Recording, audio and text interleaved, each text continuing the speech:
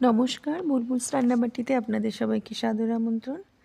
আজ দেখুন একটা মানে সাউথের একটা খাবার দেখাচ্ছি। আমাদের দেশের সাউথের দিকের লোকেরা খায়, কিন্তু খুবই ভালো খেতে।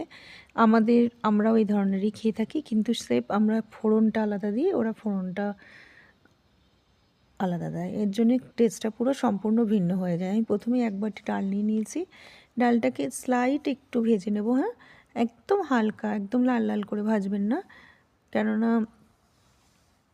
এইটা কি বলুন তো, আমাদের খিচুড়ির মতন, মানে এটার নাম হচ্ছে পোঙ্গল। মিষ্টিও হয়, ঝাল হয়। আমি ঝাল পোঙ্গল বানাচ্ছি। এর মধ্যে আমি এক বাটি ডাল নিয়ে নিয়েছি, এক বাটি চাল নিয়ে নেব। দুটোই একই মাপের নেবেন, তাহলে আর একটু ছোটো দানা চাল নেবেন, তাহলে আর খেতেও ভালো লাগবে। আতপ চালে নিয়েছি আমি, গোবিন্দভোগ নিয়েছি। আপনাদের কাছে যে কোনো চাল থাকলেই হবে। আতপ চাল, ছোটো দানা আতপ চাল নিলেই হবে। তো এই দুটোকে ভালো করে ধুয়ে আমি আধ ঘন্টার জন্য ধুয়ে রেখে দেব। আর এর জন্য আমার কিছু কিছু মানে ফোড়ন বলুন, যাই হোক, ফোড়ন দিতে হবে। তার জন্য আমার কিছু জিনিসের দরকার হবে। এই ফাঁকে আমি ওগুলো সব কেটে নেব। এর মধ্যে নারকেল দেব, আদা দেব, লঙ্কা দেব। এগুলো সব আমি কুচি কুচি করে, আদা, নারকেল, তারপরে কাঁচা লঙ্কা সব কুচি কুচি কুচি করে কেটে নেব। চাইলে আপনারা কোনো সবজি দিতে পারেন, কিন্তু সবজিটা দেয় না সাধারণত পোঙ্গলে। তাহলে তো আমাদের খিচুড়ি হয়ে যাবে, বাঙালি খিচুড়ি যেটা বলছি,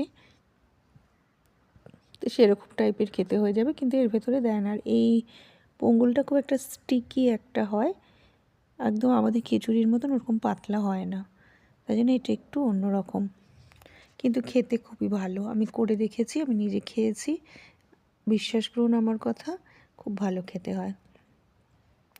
যারা তো খিচুড়ি খেতে ভালোবাসেন তারা তো অবশ্য করেই ভালোবাসবেন। এখানে বলে রাখি, আমার চ্যানেল বুলবুলস রান্নাবাটি, আমার পুরোটা আপনারা দেখুন।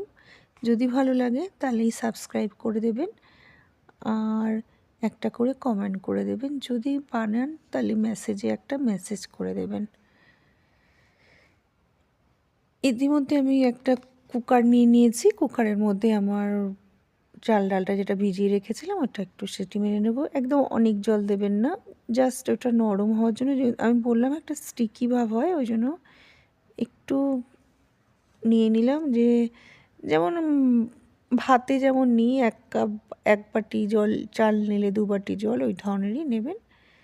দেখুন কি সুন্দর হয়ে গেছে, একদম স্টিকি হয়ে গেছে। আর হলুদ টলুদ কিচ্ছু দেবেন না কিন্তু। এবার কড়াইতে ঘি দিয়ে দিলাম। এটা সাধারণত ঘিয়েই রান্না করে থাকে, একটু বেশি পরিমাণে ঘি দিয়ে দেবেন। এবার যত আমার ফোড়ন আছে, যে কোনো ফোড়নগুলোকে আমি দিয়ে দেব। প্রথমে একটু বাদাম ভেজে নেব, কাজু বাদাম একটু ভেজে নিয়েছি। একটুখানি আপনারা চাইলে কিশমিশও দিতে পারেন, আমি দিইনি, আমি খালি কাজুই দিয়েছি। যে কোনো বাদাম, আমন্ডও দিতে পারেন, দিলে ভালো লাগবে। বাদাম টাদাম দিলে করেই ভালো লাগে। এরপরে আমি কি করব, মানে বাদামটা তুলে রেখে এই বাদামটা করে নিয়ে নারকেলটা ভেজে নেব। দেখেছেন, নারকেলটা ভেজে নিচ্ছি। আর একটু গোলমরিচ ফোড়ন দিয়ে দিয়েছি। গোলমরিচ ফোড়নটা অবশ্য করেই দেবেন, কেন সাউথের দিকের, আমাদের দক্ষিণের দিকের লোকেরা না গোলমরিচটা খুব খায়। এরপরে আদা কুচি করে নিলাম, সব আস্তে আস্তে এক এক করে সব দিয়ে দিচ্ছি। কাঁচা লঙ্কা দিয়ে দেবো, কারি পাতা দিয়ে দেবো, সব কিছু দিয়ে দেবো। কারি পাতা ছাড়া বুঝতে পারছেন সাউথের খাবার মানে বলাই যায় না যে কারি পাতা নেই, এমন খাবার খুব কমই আছে। এরপরে দিয়ে দিলাম জিরে। জিরেটা দিতে হবে, কেন জিরেটা দিলে শুধু পরে দিলাম কেন বলুন তো, প্রথমে দিলে একটু বেশি পড়ে যাবে। এরপরে হিংও দিয়ে দেবো সবার শেষে।